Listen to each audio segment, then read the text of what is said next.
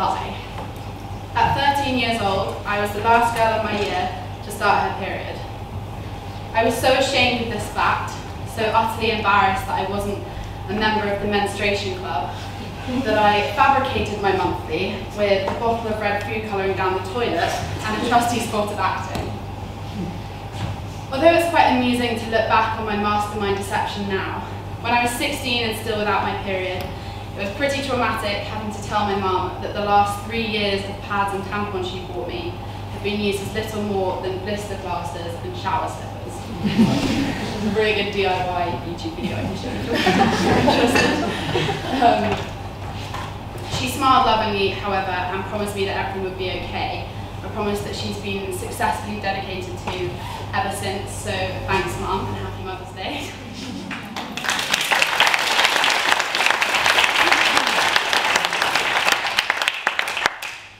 A few months, doctor's appointments and invasive tests after the big revelation that I was in fact periodless, I was finally given an answer.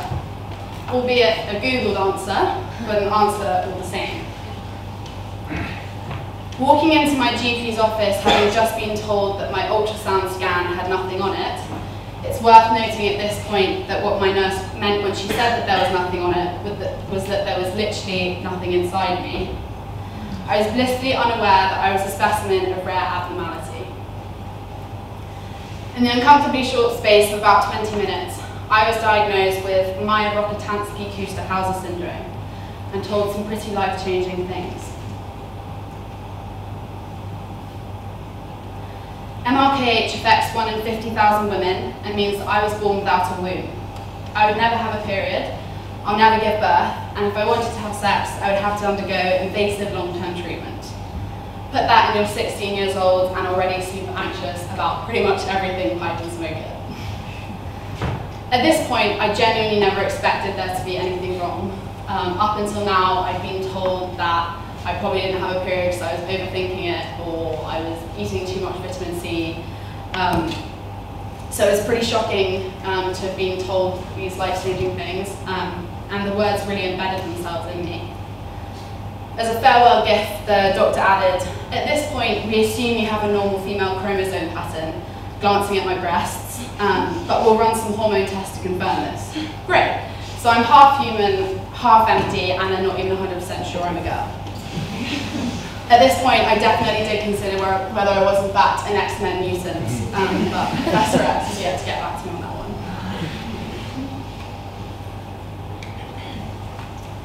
Between the years of 16 and 19, I really struggled to deal with MRKH and the implications it would have on my life, both mentally and physically. I was a teenager, but I grieved the loss of a child I had never had, and I missed the age of blissful ignorance when I thought that there was nothing wrong with me. I felt like someone had stolen something incredibly precious to me, and I only realised now that that was choice. I was never given the choice as to whether I'd become a mother naturally. As if those teenage years aren't hard enough, imagine being told that you are different, infertile, and may even need surgery to have sex. The life you thought you had, you no longer have, and you have to figure out how to live this new life that's very different from the one you planned. I was incredibly aware of the fact that it would affect every important developmental milestone of my life. From the moment my friends got their periods, to when they lose their virginity, to when they're having kids. It's this continuous cycle of dealing with these challenges whilst feeling different and primarily alone. During those interim years, I felt broken, isolated, undesirable, and definitely anything other than womanly. So I distracted myself with school and being as busy as I possibly could, avoiding reality at all costs. At 19, however, I had to face up to reality. Having waited a year, quite eagerly I might add, I was ready to lose my virginity to my boyfriend, but this meant going into hospital and undergoing the treatment that would enable me to have sex. And all singing, all dancing, sparkly internal vagina was created for me. For most people, losing their virginity is a private thing, but in my case, everyone who knew me well enough knew exactly when, how, and where it would happen, which is pretty ideal. There were no discreet flurries of stumbling teenage passions here. This was assertively clinical.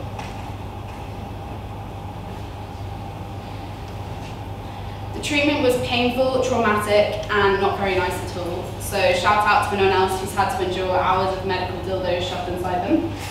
But here's where the pants come in. On my last day in hospital, a particularly rough day, I was feeling incredibly low in terms of body confidence, and I really couldn't put my finger on my identity as a woman. I couldn't have sex and I couldn't make babies, so what was I doing here as a woman? And my nurse's advice was, get yourself a pair of pants that make you feel like you're the most spectacular woman alive. It is my secret weapon.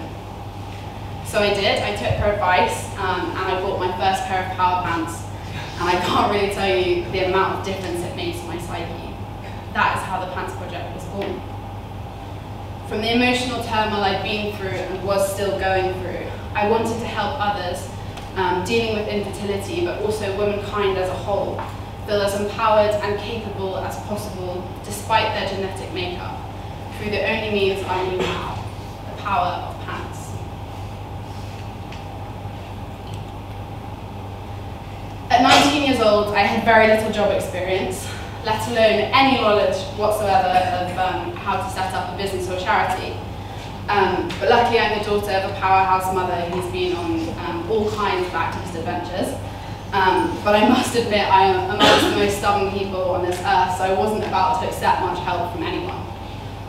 This is definitely something I've learned from in my first year of pants projecting, is that you cannot do everything yourself, especially when you're balancing a juggling act. And if the Pants Project has taught me anything, it's that delegation is imperative to success, and only community can bring about change. We must move forward together as a movement. Given that all you needed was a smartphone and an email address, I started the Pants Project on Instagram. I spent hours trawling the internet to find pictures of women in their underwear that were different from the dichotomy of plain Jane or sex kitten. And it really mattered to me that these pictures showed diversity in size, race, shape, etc. And that the bodies they featured were unedited, unairbrushed, and as natural as possible. I wanted to show the internet that the Pants Project was a corner of the world where women were celebrated for the way they were, not told how they should be. I accompanied these pictures with captions that I hoped would inspire people, but most importantly sent out the message that underwear is for the wearer, to inspire and empower them, a symbol of self-love, to help you recognize that you already have everything you need inside you to achieve the impossible. I talked about the ins and outs of infertility, something that wasn't really happening on social media at the time, especially from a 19-year-old. And I sought to dismantle the patriarchal narrative that women are baby makers and not much else. As friends and family began to share the Pants Project, it grew and grew, and people began to listen. I started getting messages from strangers daily thanking me for making them feel good about themselves and for opening up this public dialogue about infertility and what it means as a woman to be infertile. And I quote, this message has really stuck with me, cutting through the square shit, aka Instagram bullshit. I realised that it was now or never to launch the Pants Project for real and start selling underwear to raise some money. So I took a leap of faith and I posted my, at the time, very private story online. And as I watched the hits go semi-viral, I emailed probably 500 different British lingerie designers, and that was it.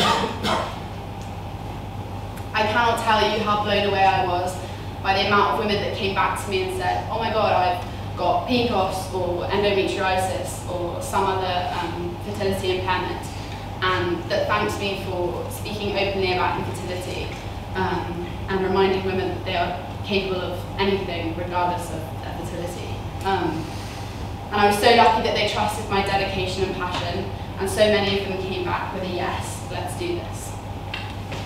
So I taught myself how to design a website, how to create social media, how to write a press release. I nagged my photographer friend to take pictures of her girlfriend in pants in the garden. I forced my mum's jewellery designing friend to create us a pants necklace. And after what felt like infinite emails later, in 2016, I launched the Pants Project's first online collection.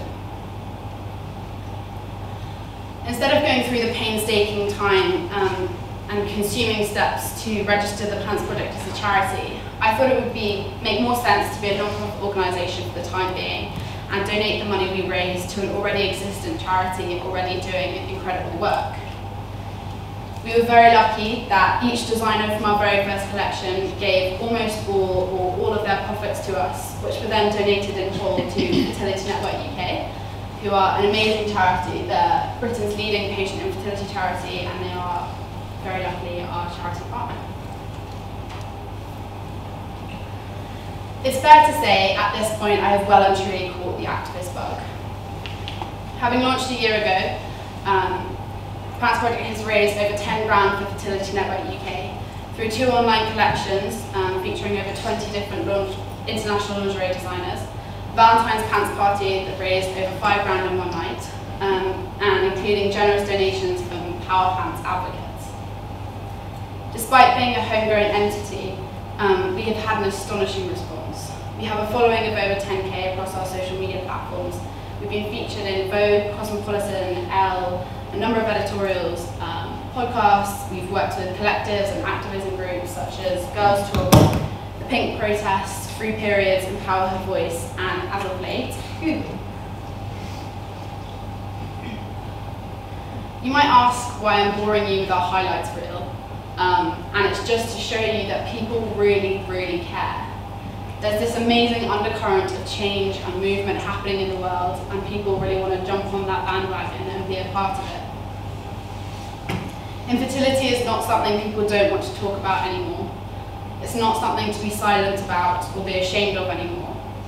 This is the time to tell the world that being a woman is so much more than making babies. We are infinitely, beautifully more complex and capable than that.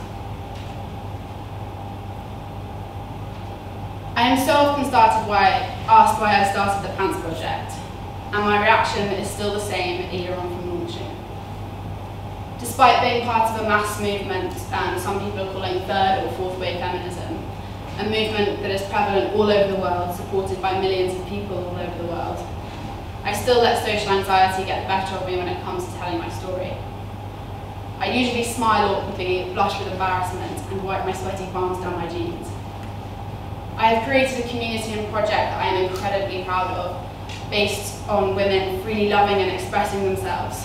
But I am still soaked in shame when it comes to telling my story of how I went from a grey-white granny pants owner to an underwear enthusiast, curator, creator, and designer.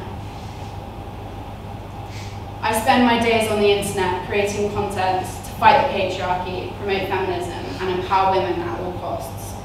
So it is hard for me to admit that I still struggle with a humiliation and a lack of confidence in being female, but I do.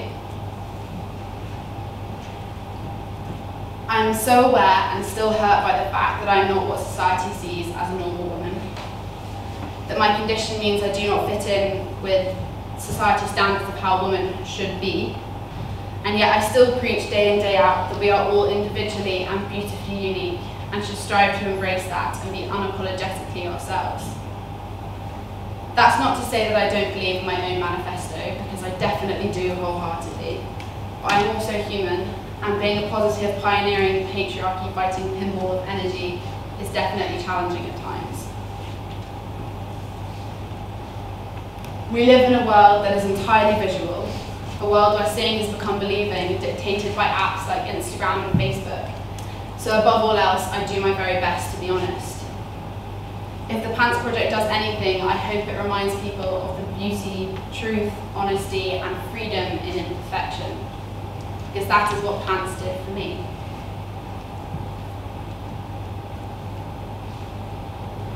When women write about feminism, it can actually be really destructive. We so often write about the ways that society limits us, whereas perhaps a better way to see it and to write about it and to speak about it is to think about what we can achieve in spite of the way society limits us. This is the reason I started the Pants Project: to heal others, to empower others, to disable the ridiculous stereotype that women are only baby-making, domestic home-making people, but also to heal myself and to remind myself of what I am capable of in spite of my own limitations. On the days when it is hard to celebrate my arguably exquisite idiosyncrasies, I find myself writing for the Pants Project in a meditative way. By the time I reach the end of my post or piece, I remember that the Pants Project exists to remind us that there is no such thing as normal. There is no defining factor of womanhood, and that being or becoming a woman doesn't happen overnight.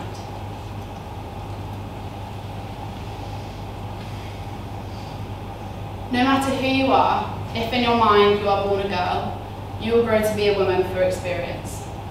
It is not a biological process. It is not losing your virginity. It is not giving birth or raising children. It is not a thing that can be calculated or defined. Being a woman is a unique experience. It is a staggeringly ineffable, gorgeous uphill battle from chaos towards a chosen selfhood of contentment, self-belief, self-love, and empowerment. It is a battle that cannot be won unless we work together to build each other up and celebrate each other's uniqueness. To me, being a woman is about my own unique experience and story, and how that can potentially help shape other women's lives. It is about every woman being able to share their story to help the next woman, and empower a generational movement of change makers. Women are not just mothers. We are multitudinous marvels undefined by anything other than ourselves. Gender is a construct, and it is how we choose to move through our lives that makes us who we are. May the power of pants be with you.